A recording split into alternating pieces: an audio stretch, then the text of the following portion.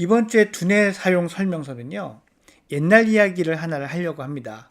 바로 이순신 장군과 선조 이야기입니다. 이 이야기는 사실 SBS의 영재발굴단이라는 프로에서 비교적 초창기에 방송이 됐던 프로그램입니다. 천재로부터의 메시지, 이런 어떤 컨셉이었는데요.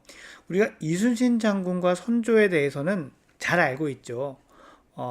임진왜란 당시에 한 분은 구국의 영웅이었고, 또 한 분은 아주 무력한 권력층, 지도층의 어떤 대표적인 표본처럼 비춰진 그런 인물입니다. 사실 조선왕조실록에도 참으로 안타까운 장면들, 이야기들이 있을 정도니까요.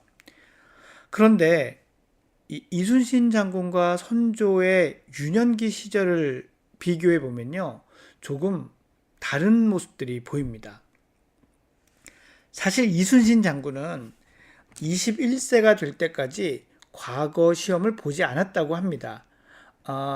봐서 떨어진 게 아니고요, 보지를 못했다고 해요. 그 이유는 그 선생님께서, 담임 선생님, 지도 훈장께서 너는 봐도 떨어질 게 뻔하니, 봐봐야 교통비에 숙박료에 전용료만 날릴 게 뻔하니 아직 부족하니 때가 되지 않았다, 이래서 시험을 아예 보지 않았다고 해요. 그런데 나이가 찬 이순신 장군이 결혼을 하고 아내를 맞이하게 됐는데, 그 장인, 아내 아버지 되는 분이 무관 출신이었답니다. 그래서 그 아버지가 사위를 보니 이게 이 과거급제 스타일이 문과 스타일이 아닌 거죠. 그래서 이제 부른 겁니다. 불러서 자네는 보아하니 문과 스타일이 아니니 무과로 가보는 게 어떻겠는가라고 했다고 해요. 그래서 그때부터 8년을 전과를 해서 무과 준비를 합니다. 그러고 나서야 비로소 급제를 하게 된 거죠. 사실 요즘 나이 30에 직장 갖고 공무원 되고 하는 게 이렇게 대단해 보이는 일이겠느냐 하실 수도 있겠지만, 사실 지금은 100세 시대고요. 그때는 60세에 마을 잔치하던 시대니까 사실 사뭇 다르다고 생각합니다.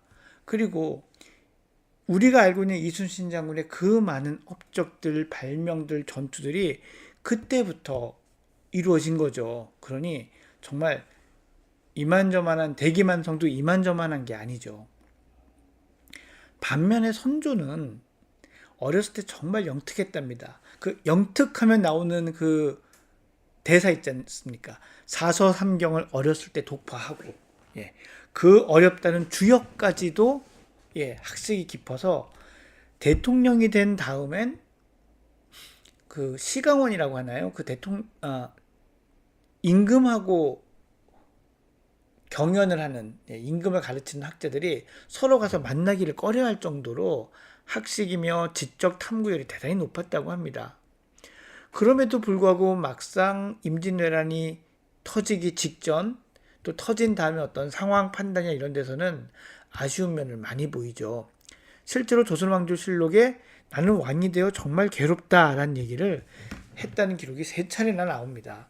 그러니 개인적으로도 정말 스트레스가 많고 불행하다고 느꼈을 것 같고요. 그로 인한 스트레스 질환들이 있었다라는 조선왕조실록의 기록도 여러 곳에서 발견이 된다는군요. 자, 이렇게 생각을 해보면 어떨까요? 이순신 장군이 처음에 집안의 어떤 그 책임감으로, 내가 집안을 일으켜야 된다는 책임감으로 계속 문과를 고집했다면 어땠을까요? 반대로 선조 임금은 그렇게 왕이 되지 말고 계속 대군으로 남아서 학업에, 학문에 정진했다면 과연 어떻게 됐을까요?